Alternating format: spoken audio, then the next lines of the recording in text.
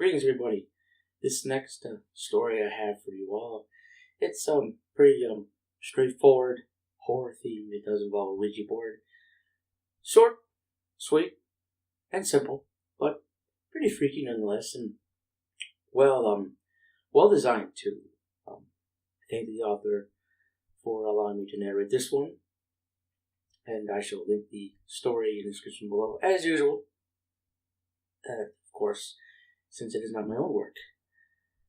And as you can probably tell, I'm speaking a little more clearly and better because I'm not as tired recording this. I've had plenty of sleep this time and getting a better start on this particular narration. So, anyway, with that out of the way, if you do enjoy what you hear, please be sure to like this video, share it all around, and feel free to let me know what you think in the comments below. I welcome all sorts of feedback. Or just say hello. Anyway, before I go too far on a tangent, let's get to the story. So, gather round, be comfortable, and I will tell you a tale like none that you have ever heard.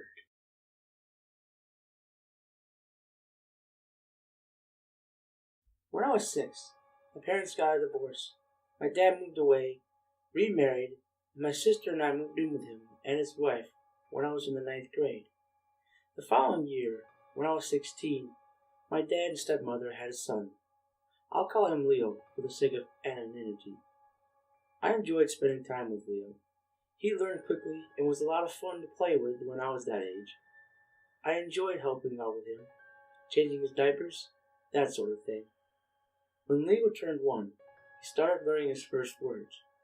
He'd say mama and dada. He called me sis and called my sister, his other half-sister, Orko. I don't really know why. My sister, we'll call her Erin, went through her teenage years a little differently than I did. She enjoyed swearing, sneaking out, and drinking, even though she's a year and a half younger than me.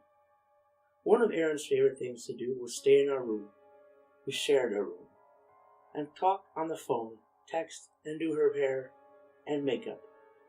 Whenever my father would enter our room, she would yell at him to get out. This detail is important because, as I mentioned, Leo was a quick learner and picked things up quickly.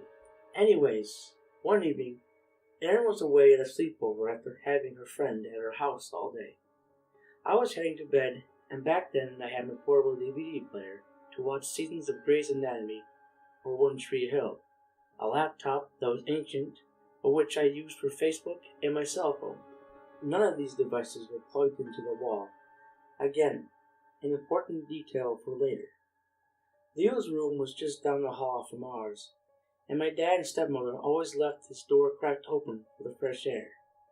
They had just put him down to bed and went down to their bedroom. I was enjoying an episode of Grey's Anatomy when all of a sudden, Leo's door slammed shut. Leo proceeded to wail and scream, "Get out! Get out!" Small step back, but when his door slammed shut, my portable DVD player, cell phone, and laptop all shut off simultaneously. My cell phone was actually fried, which led me to have to buy a new one. And to reiterate, none of the devices had been plugged into the wall. My stepmother came upstairs as she had heard Leo on the baby monitor and took him down to the bedroom. I asked her if she had heard anything else. She did not, but she asked me if I was in his room because she had heard him yelling at someone to leave. Once I told her that I was not, she refused to admit again that he was saying that, even though I had heard that too. She refuses to discuss the possibility of anything odd happening anytime, anywhere.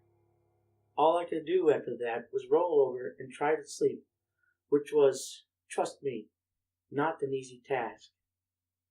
So flash forward to the next morning.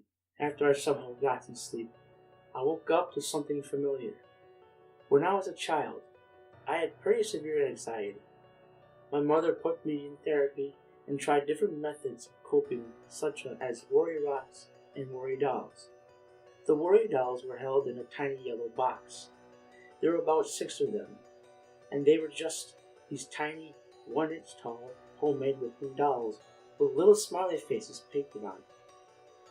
I hadn't seen the box of worry dolls since I was a kid, and on top of that, I moved houses between the last time I had seen them and this event. When I woke up that morning, there was a worry doll lying next to me on my bed. A little bit after that discovery, Sister called to ask for a drive home. When I was on the phone with her, I told her what had happened. She went quiet for a solid 30 seconds before she began to cry. She told me how sorry she was and that she would make it up to me and figure out how to fix this. I had no clue what she was talking about, and when I was about to question her, she told me that her and her friend had built their own Ouija board and played it in our room. They made contact with someone or something, but they each thought that the other was moving the piece. I'm Catholic, and I just happened to be in the middle of my confirmation classes when all this was occurring. I had a class that evening, so I decided I would speak to my priest about all of this.